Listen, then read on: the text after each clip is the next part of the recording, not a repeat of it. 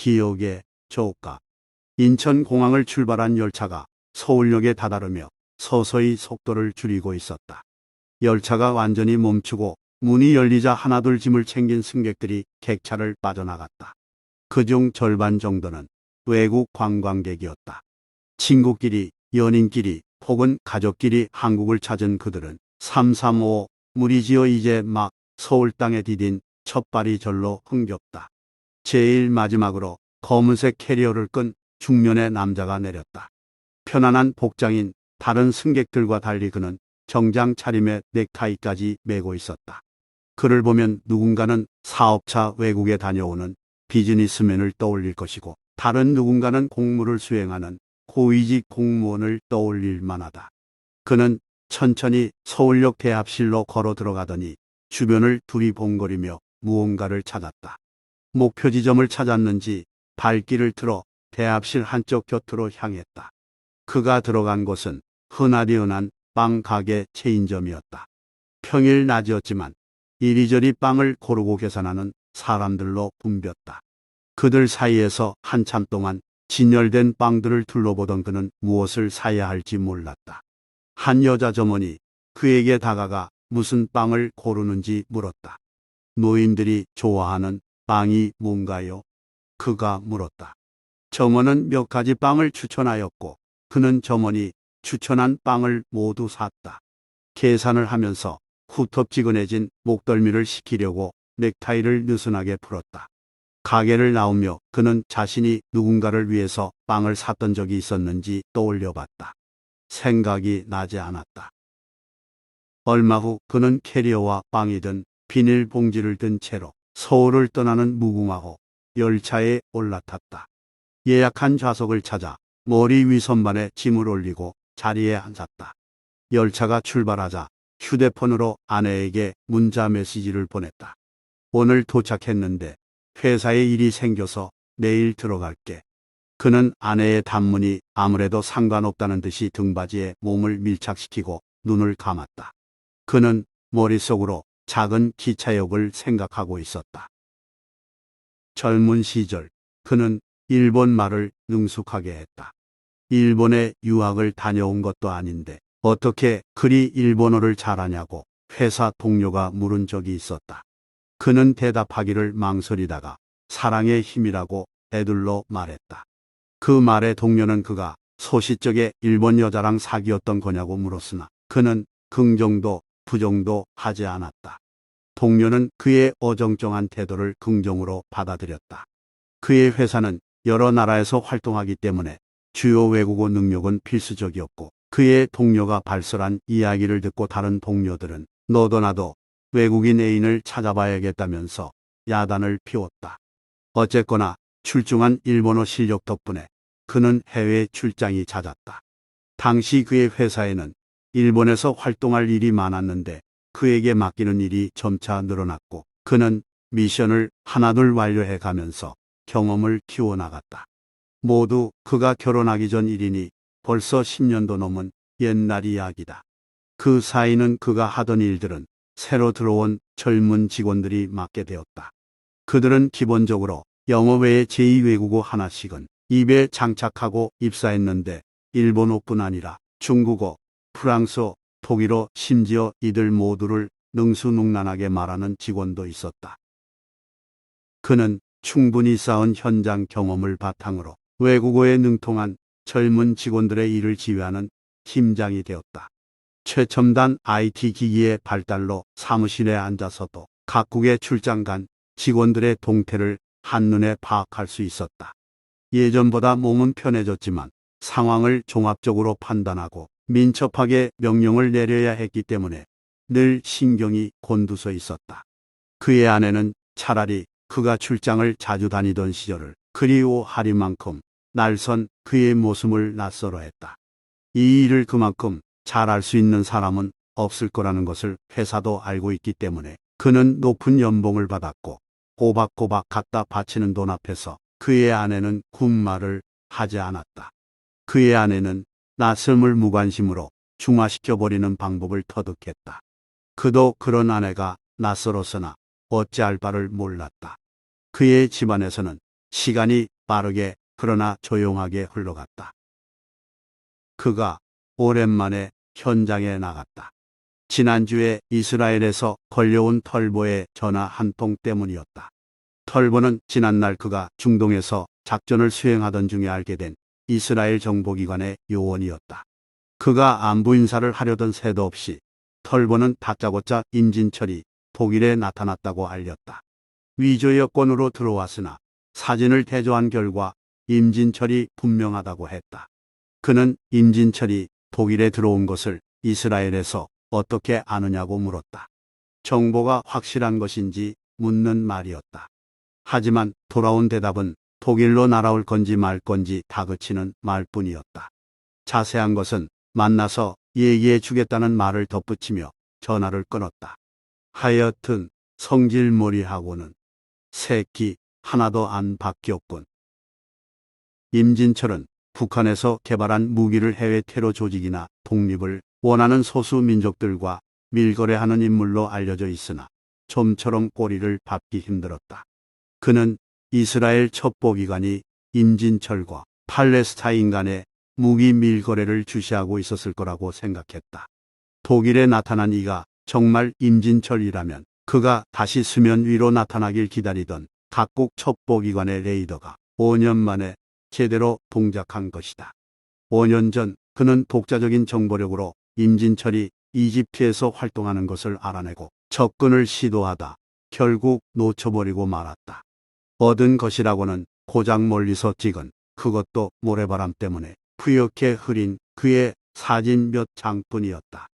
사라진 임진철의 행로를 쫓다가 다급해진 그는 급히 털보에게 연락했다. 털보는 이집트라면 자신들의 앞마당인데 미리 정보를 공유하지 않았다며 노발대발하며 성토했다. 팔레스타인과 가까운 이집트에 임진철이 왔다는 사실은 이스라엘에겐 중요한 문제였다. 그는 털보가 화를 내는 것을 묵묵히 듣고 있다가 털보의 화를 누그러뜨리기 위해 임진철의 사진 몇 장을 털보에게 넘겼다. 5년 만에 다시 나타난 임진철이 독일에서 누구를 만나는지 알아내기 위해 독일, 이스라엘, 한국이 공조하기로 했다. 회사에서는 멀리서나마 임진철을 직접 본 적이 있는 그를 현장에 보내기로 했다.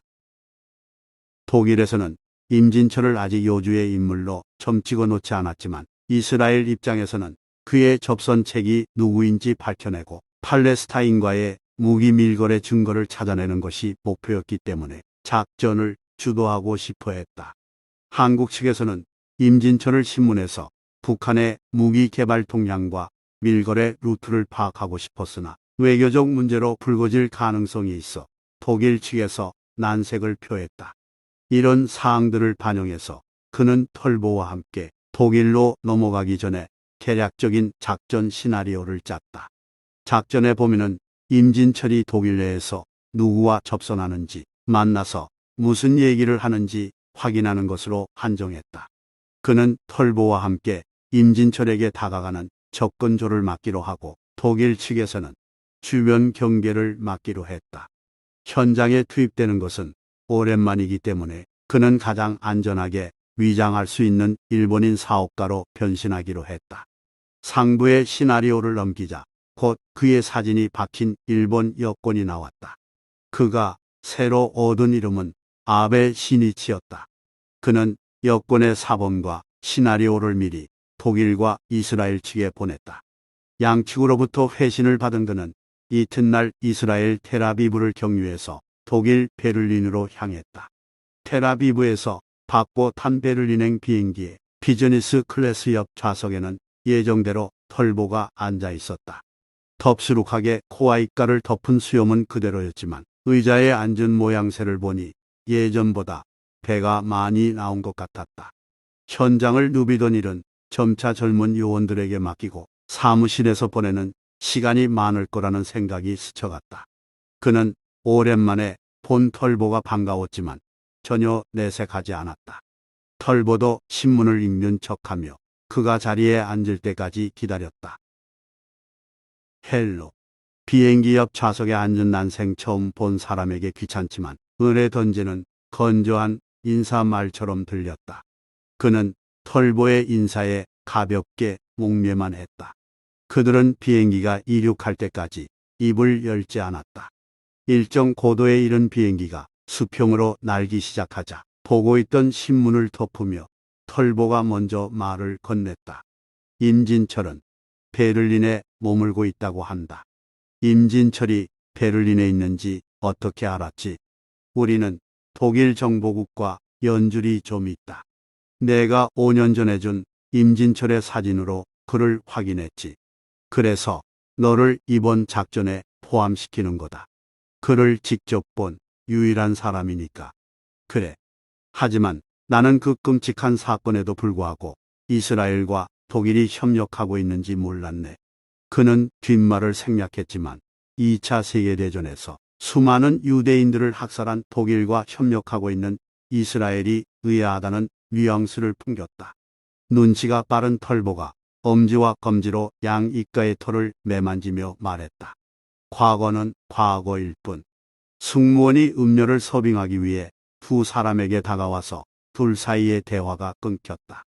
털보는 오렌지 주스를 시켰고 그는 물을 달라고 했다. 물을 한 모금 마신 그는 등받이를 뒤로 최대한 젖히고 누웠다. 졸음이 몰려와서 한국은 지금 밤인가 하고 생각하며 눈을 감았다. 비행기가 곧 착륙 준비를 한다는 기장의 안내 방송에 그가 잠에서 깼다. 하품을 하며 기지개를 켜니 조금 상쾌한 기분마저 들었다. 옆에 털보는 아직 눈을 감고 있었다. 그는 털보나 자신이나 예전 같았으면 잔뜩 긴장해서 잠이 오지 않았을 텐데 하고 생각하자 웃음이 났다. 사무실에 너무 오래 있어서 현장 감각이 무뎌진 건 아닌지 살짝 걱정이 되었지만 오랜 세월 산전수전을 겪어온 그의 경험을 믿었다. 문득 회사에 입사했을 때 처음으로 비행기를 타고 일본으로 출장 갔던 일이 떠올랐다. 지금처럼 비즈니스 속은 꿈도 못 꾸던 시절이었다. 조총련계 간부가 오랜 기간 꾸준히 국내로 돈을 보내고 있는 정황을 포착하여 이를 조사하는 일이었다. 일본에 있는 여러 계좌에서 한국의 한 계좌로 돈이 흘러들어오고 있었다. 조사 결과 그 간부가 여러 차명 계좌를 이용해 돈을 송금하고 있었다. 이런 경우 회사에서는 국내에 잠입한 간첩을 지원하기 위해 자금이 일본을 우회해서 들어오는 것으로 판단했다. 회사는 한국에서의 돈의 흐름을 조사하기 시작했고 그는 일본으로 가서 그 간부가 어디에서 돈을 조달받는지 조사했다. 만약 북에서 받는 돈이라면 남파 간첩의 활동비 조달이 확실했다. 회사는 일본 경시청의 비밀 루트를 통해서 계좌 추적에 협조를 요청했다. 그때 그는 흡사 일본인이라고 착각할 정도의 일본어 실력을 이용해 경시청의 협조를 최대한 이끌어냈다. 결국 북에서 건너온 돈이 투자금의 명목으로 일본에 있는 회사로 가고 다시 그 돈이 그에게 전달되는 것이 확인되었다. 회사에서는 첫 출장에서 일을 잘 마치고 돌아온 그를 칭찬했다. 옛 생각에 잠겨 있는 동안 비행기가 쿵 소리를 내며 착륙했다. 그제야 털보가 눈을 떴다. 털보는 앞을 보며 하품을 했지만 곧 심각한 표정으로 옆을 바라봤다. 이 비행기에서 내린 순간부터 우리는 서로 모르는 사이다. 그가 입가에 낀 미소로 대답을 대신했다. 내 짐을 찾으면 그 안에 휴대전화가 하나 있을 것이다. 알았다. 임진철이 움직이기 시작하면 알려줘. 비행기가 게이트 앞에서 멈추자 털보가 먼저 짐을 챙겨 나갔다. 그는 조금 기다렸다가 천천히 비행기 밖으로 나왔다. 그는 짐을 찾아보니 캐리어를 잠가놓은 자물쇠가 없어진 것을 보고 비식 웃었다. 공항 밖으로 나오자 서쪽 하늘에서 붉은 해가 지고 있었다. 독일 측에서 숙소로 정해준 시내 중심가의 호텔로 들어설 무렵 해는 완전히 저물어 사방이 어두워져 있었다. 카운터에 일본 여권을 내밀어 체크인을 했다. 그 사이 그는 호텔 로비를 둘러보았다. 카운터 옆쪽에 널찍한 공간을 차지하고 있는 바와 그 옆으로 테이블들이 있었다. 전형적인 비즈니스 호텔이었다. 바에 있는 테이블에서 아침도 먹는 것인지 아니면 다른 공간이 더 있는지 궁금해하던 찰나에 카운터에 서 있던 젊은 직원은 그에게 방 키를 건넸다. 손님의 방은 316호입니다. 아침 식사는 7시부터 9시 30분 사이입니다. 아침 식사는 어디서 하죠? 저기 엘리베이터 옆에 식당이 있습니다. 오케이, 땡큐. 그가 말했다. 아리가토 고자이마스. 직원이 웃으며 그에게 말했다. 그는 엘리베이터를 타고 올라가며 당장이라도 바에 내려가 시원한 독일 맥주를 한잔하고 싶은 생각이 간절했으나 언제 작전에 투입될지 몰라 참기로 했다. 방 안에 들어가자마자 캐리어에서 휴대전화를 찾아서 전원을 켰다. 아직 아무 메시지도 도착하지 않았다. 그는 짐을 풀고 전화기를 세면대 위에 놓은 채 샤워를 했다. 샤워를 마치고 나온 그는 머리를 말리는 도중 허기를 느꼈다. 그는 지난 몇 시간 동안 물 한 잔 마신 것이 전부였다. 편한 옷으로 갈아입은 그는 룸서비스로 버거와 콜라를 시켰다. 음식이 오는 동안 창가에 앉아 도시의 전경을 바라보고 있었다. 잘 닦인 도로와 높이 솟은 건물들은 서울이나 세계의 다른 도시나 매한가지였다. 그는 지나치게 깨끗하거나 잘 정돈되어 있는 것들을 보면 그 뒤에 숨어 있는 누군가의 인위적인 노력이 느껴져 거부감부터 들었다. 누구보다 도시에 잘 적응한 사람 같지만 사실 그는 기차가 드문드문 서는 작은 역을 가진 어느 시골 출신이었다. 어린 시절 그는 어머니가 일하는 역 안 매점에서 많은 시간을 보냈다. 많은 사람들이 오가는 통의 바닥은 쉽게 더러워졌고 물건들은 흐트러지기 일쑤였다. 그는 어머니의 명령에 따라 바닥 청소와 물건 정리를 해야 했다. 그러다 종종 역 앞에 장터로 도망쳐 이것저것을 구경하기를 좋아했다. 혼자 집에 가는 길이 무서워서 벌벌 떨던 시골뜨기가 비밀 요원이랍시고 전 세계를 돌아다녔다. 이제 세상은 충분히 많이 봤으니 은퇴하면 고향으로 내려가 기찻길에서 가까운 곳에 집을 짓고 살고 싶었다. 혹여나 세상이 다시 그리울 때면 그 기찻길 하나만 있으면 충분하리라 생각했다. 룸서비스로 시킨 음식이 왔다. 그가 보고를 들고 크게 한 입 먹으려는 찰나 털보가 준 휴대폰이 울렸다. 문자 메시지였다.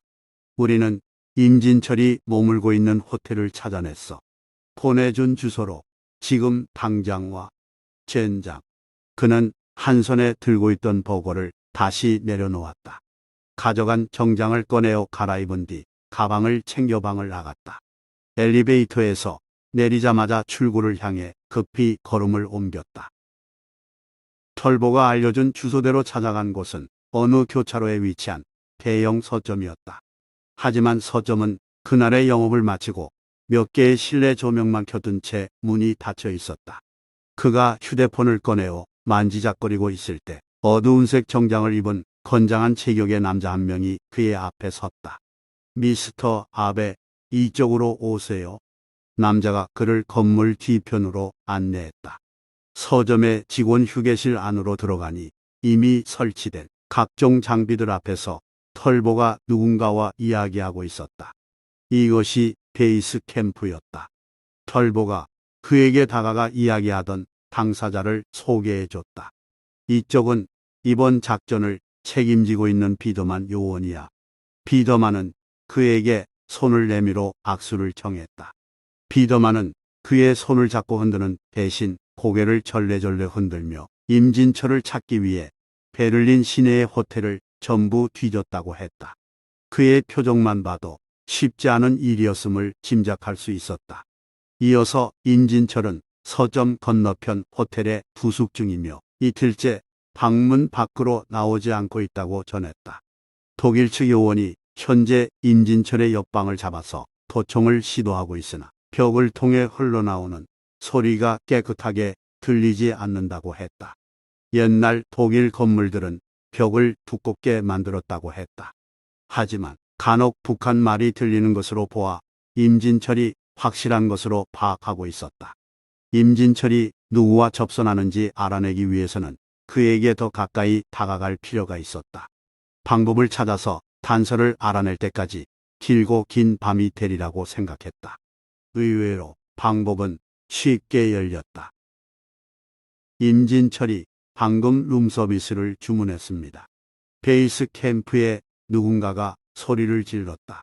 이에 비더만은 그의 요원들에게 룸서비스 테이블 카페 도청기를 숨길 방법을 찾으라고 명령을 내렸다.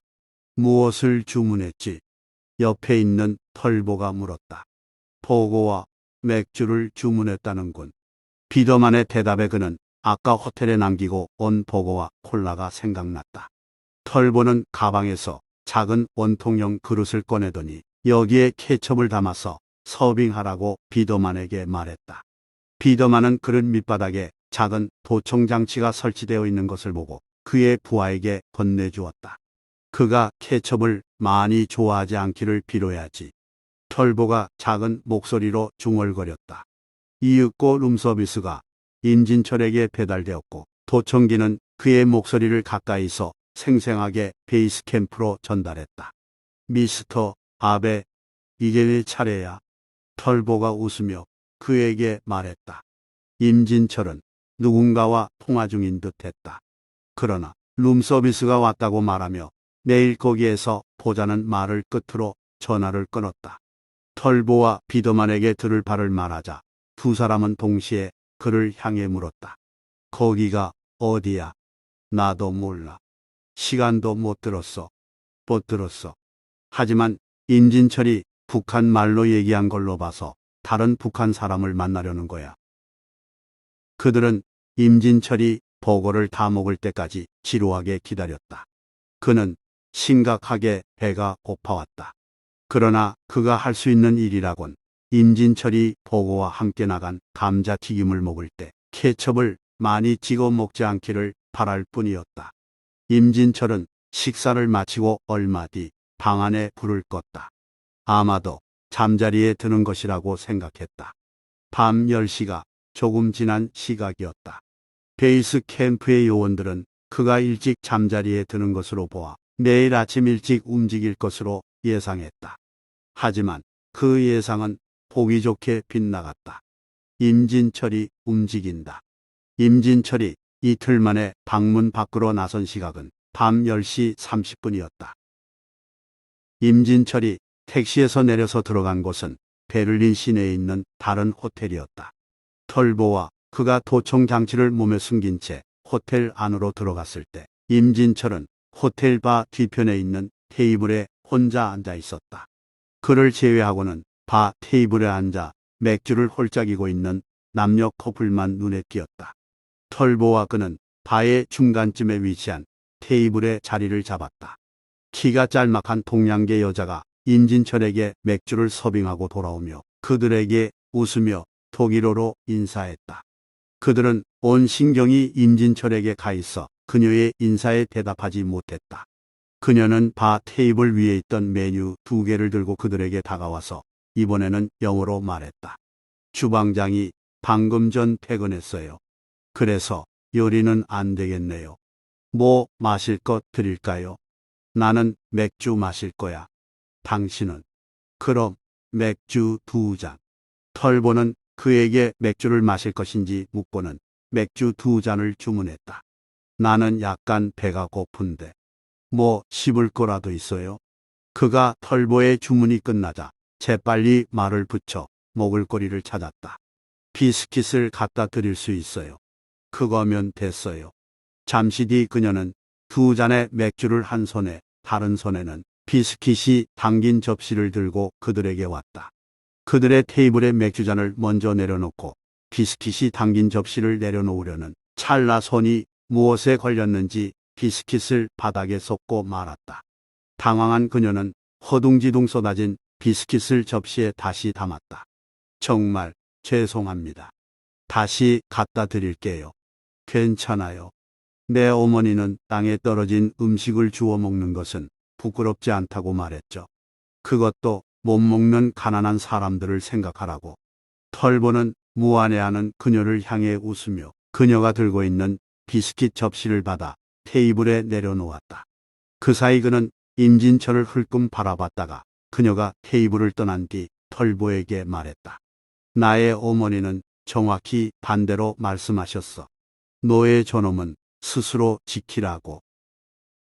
어린 시절 그의 어머니는 그가 매점 바닥 청소를 하거나 물건을 정리하면 상으로 과자 한 봉지를 주곤 했다. 어느 날 그가 실수로 바닥에 흘린 과자를 주워 먹으려 했을 때 그것을 본 그의 어머니가 그에게 소리를 질렀다. 그날 무엇 때문에 과자를 얻어먹게 되었는지, 무엇에 정신이 팔려서 과자를 흘렸는지 기억이 나지 않는다. 다만 앞뒤가 다 잘려한 편의 조각과도 같은 30년 전 그 순간이 기억이 났다. 그때 어머니는 개돼지나 바닥에 흘린 음식 먹는다 고 말씀하셨다. 털보와 맥주잔을 기울이며 임진철을 감시하고 있을 때 갑자기 눈이 풀리더니 털보가 의자 밑으로 쓰러졌다. 그는 당황하며 털보와 임진철을 번갈아 가면서 쳐다봤다. 그 순간 임진철은 바의 뒤편으로 난 문으로 도망가고 있었다. 그는 임진철과 털보 중에 털보를 선택했다. 쓰러진 털보를 끌어안고 서둘러 도청기에 대고 소리를 질렀다. 에이전트 다운. 반복한다. 에이전트 다운. 독일 측 요원들이 털보가 쓰러진 호텔 바로 들이닥쳤을 때는 임진철과 함께 비스킷을 서빙한 동양계 여자도 사라진 뒤였다. 이 소식이 전해지자 베이스 캠프에 있던 독일 측 요원들이 임진철이 머물던 호텔 방을 열고 들어갔다. 그들은 거기서 바닥이 드러난 케첩 그릇을 발견했다. 귀국했으면 바로 출근해서 보고를 해야지. 자네는 어디를 다녀온 건가? 이번 일로 위해서 어느 정도 문책이 있을 거야. 고향에서 곧장 회사로 출근한 그에게 국장이 말했다. 비록 자네가 주도한 작전은 아니라고 해도 국제 공조 중에 상대 측 요원이 죽었어. 작전도 실패해서 임진철 이 새끼는 어디로 숨어버렸는지도 모르고 각오는 하고 있습니다. 그가 고개를 숙인 채 힘이 없는 목소리로 말했다. 그런데 말이야. 이번 일로 자네 파일을 좀 들여다봤는데 자네 외조부가 일본이었어. 이제 와서 그게 문제가 됩니까? 파일에는 그냥 사업가였다고만 나와 있어서 조사를 좀 해봤더니 그냥 사업가가 아니었더군. 조선인들 강제로 부려서 그릇 공장을 돌렸던데 돈 꽤나 벌었겠어. 해방 때 가족들 다 남겨두고 돈만 챙겨서 일본으로 도망갔다고 들었습니다. 누구한테? 그건 어머니께 들었나? 네. 그래서 어머니께서는 한평생 가난하게 살았습니다. 자네 일본어는 어머니께 배웠겠지? 네. 어렸을 때부터 어머니께서 가르쳐 주셨습니다. 알았어. 이 사실이 위에 알려져 봤자 이번 문책에 도움이 될 것이 하나도 없을 거야. 이건 그냥 내 손에서 덮어두지. 알겠습니다. 나가봐. 그가 국장의 방문을 열고 나왔다. 긴 복도를 따라 나열되어 있는 사무실 문을 보자 가슴이 답답해졌다. 그는 복도를 천천히 걷다가 그 문들 중에 하나를 열고 들어갔다. 그